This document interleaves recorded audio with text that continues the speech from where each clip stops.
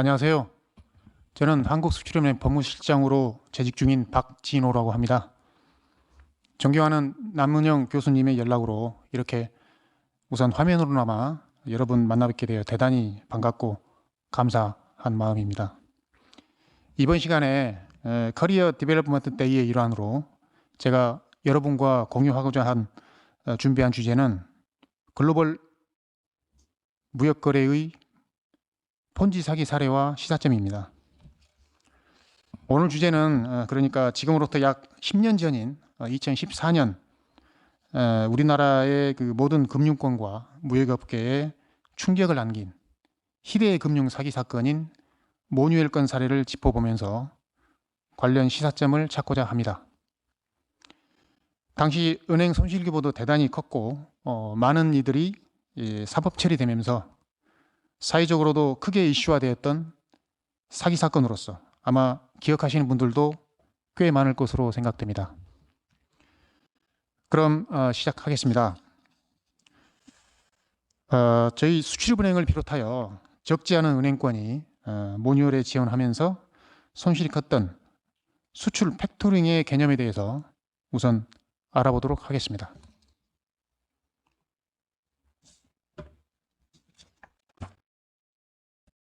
여러분들께서 이제 글로벌 무역학과에 재직 중이시도 하고 무역금융에 대해서는 누구보다도 이제 많은 지식이 쌓여 있으실 텐데요. 무역금융의 그 여러 종류 중에서 수출 팩토링에 대해서는 그 실무적으로 아마 그 접하지 못하셨을 분들도 꽤 계실 겁니다. 그래서 저희가 이제 모뉴엘 사건을 처리하면서 수출 팩토링이 이제 주가 됐는데 이 부분이 이제 최종적으로 거액이 이제 상환되지 않으면서 손실이 발생했던 그런 사례입니다. 그래서 이제 수출 팩토링이 이제 무엇인지에 대해서 우선 간단하게 설명을 드리도록 하겠습니다. 개념적으로 보면 이게 수출 팩토링은 수출 물품을 선적한 후에 일정 기관이 경과하여 수출 대금을 수령하는 이제 사후 송금 방식이라고 하죠. 오픈 어카운트 방식. 외상 수출 거래에서 발생된 수출 채권을 이제 그 무소구 조건으로 매입하는 수출금융 상품. 무소구 조건이라 하면 이제 어떤 거냐면 수입자의 지급 불이행에 대해서 금융기관이 수출자에게 상환 청구를 하지 않은 것입니다. 그래서 이제 수출자의 신용위험을 이제 금융기관이 이제 인수하는 그런 개념이 되겠습니다. 그래서 이제 그 해외 수입자의 신용위험을 수출은행이 직접 인수하기 때문에 그러니까 수출 기업은 수출 대금의 미회수 위험에서 이제 그 제거가 되고 수출 채권을 조기 상환하는, 조기 회수하는 그런 구조가 되겠습니다. 그래서 그 이 무소구 조건으로 이제 매입을 저희가 하게 되면은 수출 기업 입장에서는 해당 그 채권이 차입금으로 계상되지 않습니다. 재무구조적으로. 그래서 재무구조가 개선되는 효과가 발생한다. 이렇게 볼 수가 있습니다. 저희 그 수출은행의 이제 수출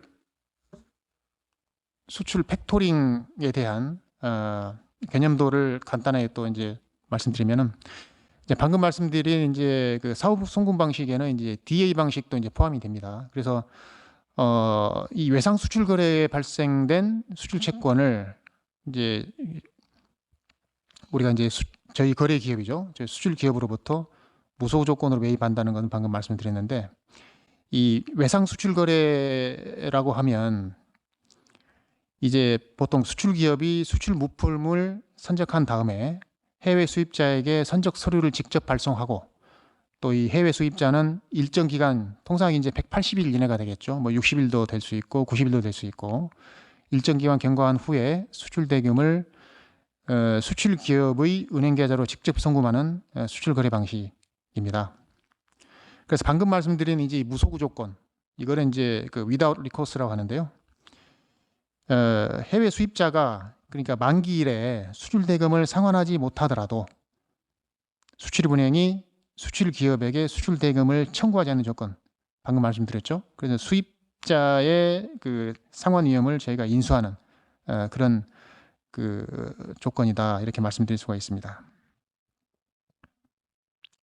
그래서 이제 밑에 이 도표를 간략하게 이제 보시면은 이 크게 이제 수출자와 해외 수입자가 있고 그 중간에 이제 수출입은행이 이 수출자의 수출 채권을 매입하는 그런 구조가 되겠습니다.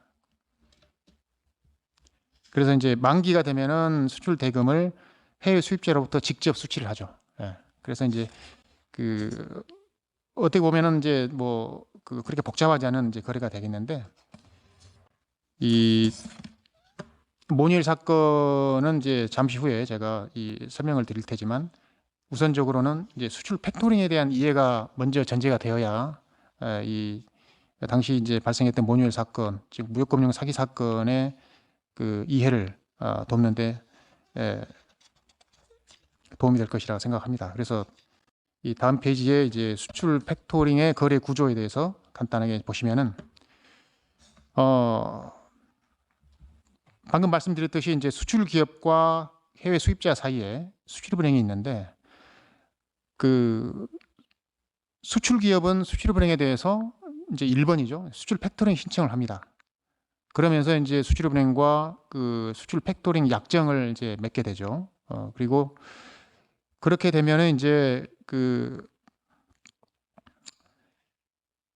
수출 채권 매입에 관한 동의를 해외 수입자로부터 받게 됩니다.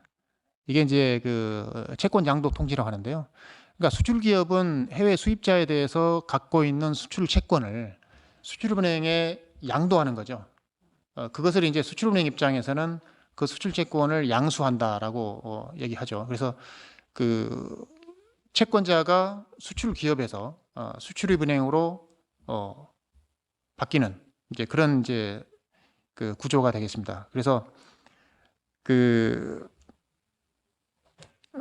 수출 기업이 해외 수입자와의 사후 송금 방식 거래에 대해서 수출입은행에 수출 팩토링 금융을 신청한다라는 게 이제 1번이고 두 번째로 이제 수출입은행과 수출 기업 간의 팩토링 약정을 체결한다는 말씀드렸죠. 그리고 이제 수출입은행은 수출 기업을 통해서 해외 수입자로부터 수출 채권 매입 동의서를 받습니다. 이게 이제 3번인데 이게 이제 아까 방금 말씀드린 채권 양도 통지. 채권 양도 통지는 그 채권을 양도하는 수출 기업이 해외 수입자한테 하게 됩니다. 그러면 이제 그 수출 기업이 수출 물품을 선적을 하겠죠. 그래서 그게 4번이 되겠죠. 그다음에 수출 기업이 수출 채권 매입 신청서와 함께 상업 송장, 인보이스와 이제 선적 서류를 제시하면 수출은행은 수출 대금을 지급하게 됩니다. 수출 기업에게. 그리고 이제 그 수출 채권을 수출은행에 양수하게 되고 이제 만기가 되면은 해외 수입자로부터 수출 대금을 회수하는 그런 구조가 되겠습니다.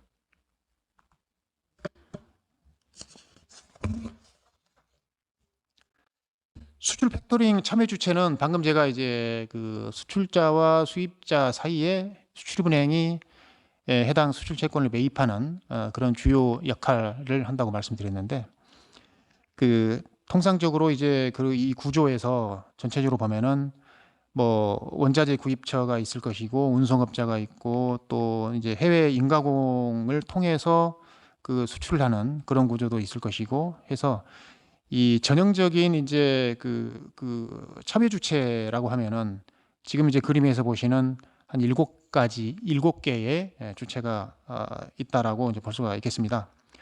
그래서 이제 그 흔히 이제 가장 중요한 이제 그 이 구조도에서 가장 중요한 서류 중에 하나가 물품 주문서라고 하는 Purchase Order, PO입니다. PO.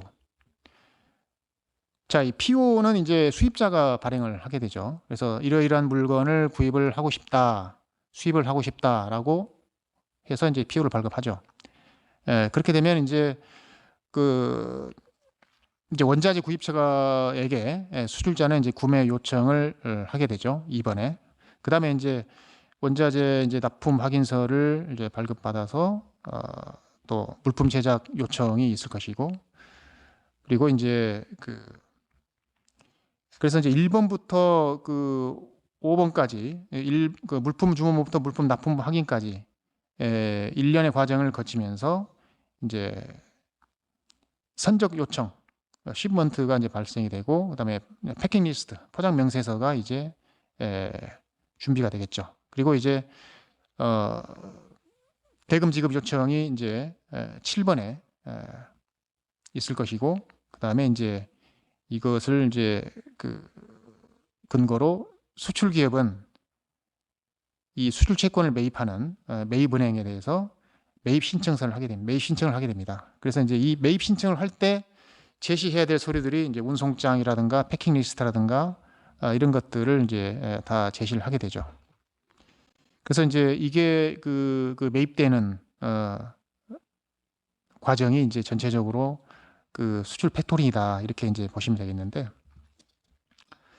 그 여기에 이제 그 10번이 이제 보면은 이제 운송업자에서 물품 도착지로 물품이 인도가 되잖아요. 그러면 이제 그 수출 대금이 수입자로부터 수출자 계좌를 통해서 궁극적으로 이제 그 수출 채권을 매입한 매입은행 계좌로 입금이 되게 됩니다.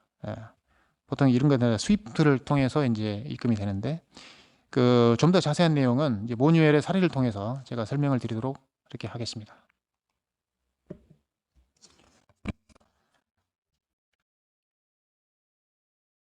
그래서 이제 수출 팩토링의 일단 지원 사례 예시를 한번 이제 들어보면요. 수출자 A사가 있을 경우에, 예를 들어서 연간 2천만 달러를 수출하는 기업이다. 근데 이제 수출 물품은 휴대용 전자부품이고 결제 기간은 90일이다. 라고 했을 때, 그 수입자는 이제 유럽에 소재한 이제 수입자라고 했을 때는, 처음에는 예를 들어서 신용장 방식으로 수출을 시작을 했는데, 이제 여러 가지 이유로 신용장 방식이 좀 어려워지면서 이제 그 90일 TT 조건으로 이제 주문을 받게 되는 그런 상황이죠. 그래서 이제 신용장 방식 수출 거래에 이제 그를 관행적으로 해왔던 그 회사의 수출자의 경우에는 사후 송금 방식 수출 주문을 받고 고민을 할 수밖에 없죠. 왜냐하면 90일 이후에 이제 결제가 되게 되니까, 이 90일간에는 자금 회전이 안 되니까, 그런 부분에서 좀 이제 고민을 할 수밖에 없고, 이럴 때 이제 수출 팩토링을 활용을 한다는 거죠. 왜냐하면 이제 수출 채권을 매입하는 즉시 그 의미는 바로 이제 수출자의 계좌로 해당 수출 대금이 들어간다, 그런 의미입니다. 그래서 이러한 수출 팩토링 금융이 사실 굉장히 지금도 그 활성화되면서 많은 수출 기업들이 이것을 활용하고 있다, 이렇게 지금 보시면 되겠습니다.